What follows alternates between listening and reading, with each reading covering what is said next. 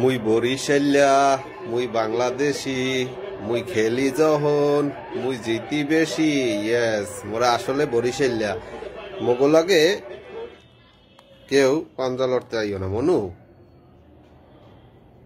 কিরম করে ঠকাই দিলাম ভাই। আসলে এরম করে খেললে মজা হইতেছে না। ম্যাচ খেলতে হবে চেন্নাই সুপার কিংসের লগে। কি বলতে আছি না ভাই, দূর। এরম হলে হয়, ছোট ছোট দল লইয়ে বিপিএল খেলতে আইছে। বরিশাল বেশি ভালো দল বানাই গেলাইছে ভাই। যাই হোক, টানা আবারও ফাইনালে উঠে গেলাম আলহামদুলিল্লাহ। বরিশাল যতবারই খেলছে, প্রথমে বরিশাল বানার্স, এরপর বরিশাল বুলস, এরপর ফরচুন বরিশাল, প্রত্যেকটা দল বরিশালবাসীর মনের মতন হয়েছে এবং প্রতিবার তারা ফাইনাল খেলতো। প্রতিবার বলতে প্রতি ফ্র্যাঞ্চাইজি একবার হইলেও ফাইনাল খেলছে। আর বিশেষ করে ফরচুন বরিশালের কথা তো বলাই লাগে না।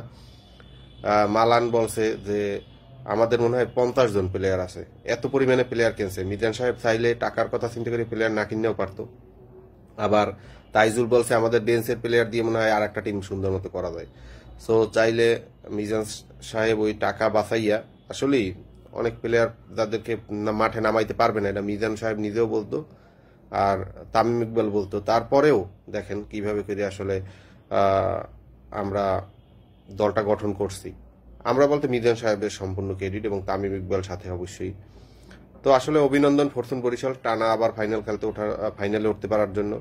আজকের খেলায় অসাধারণ তাওহিদ হৃদয়, ডেভিড মালান, তামিম ইকবাল তিনজনের মাত্র ব্যাটিং করার সুযোগ পেয়েছে। তিনজনই খুব সুন্দর এবং তামিম ইকবাল প্রথম দিক থেকে যে উইকেট হারায় নাই, এইটা আসলে আনন্দের একটা বিষয়।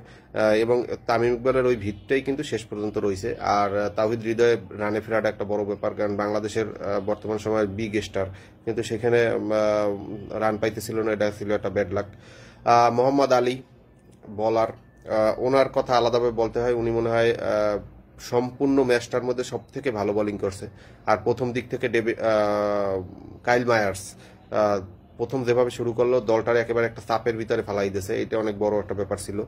এরপরে মাঝখানে সহযোগিতা করছে অন্যরা, সেইখানে আলাদাভাবে বলতেই হয় কাইল মায়ার্স, মোহাম্মদ নবী, আমাদের কি মাহমুদুল্লাহ রিয়াদ, এরপরে রিশাদ হোসেন, তানভীর ইসলাম, মোহাম্মদ আলী, সবাই আসলে বোলিং করছে। ইবাদত হোসেন, এতজন বলার ইউজ করছে তামিম ইকবাল।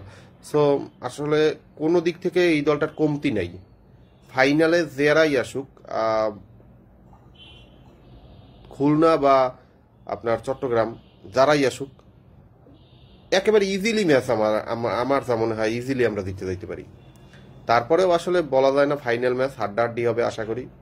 তবে সত্যি কথা বলতে আজকের খেলা দেখে আমার কাছে মনে হয়েছে বরিশাল একটা বেস্ট টিম করছে এবং বরিশাল অবশ্যই এই বিপিএল এর বাইরে বড় বড় টুর্নামেন্টের যে কোনো বড় টিমের সাথে জেতার সক্ষমতা রাখে।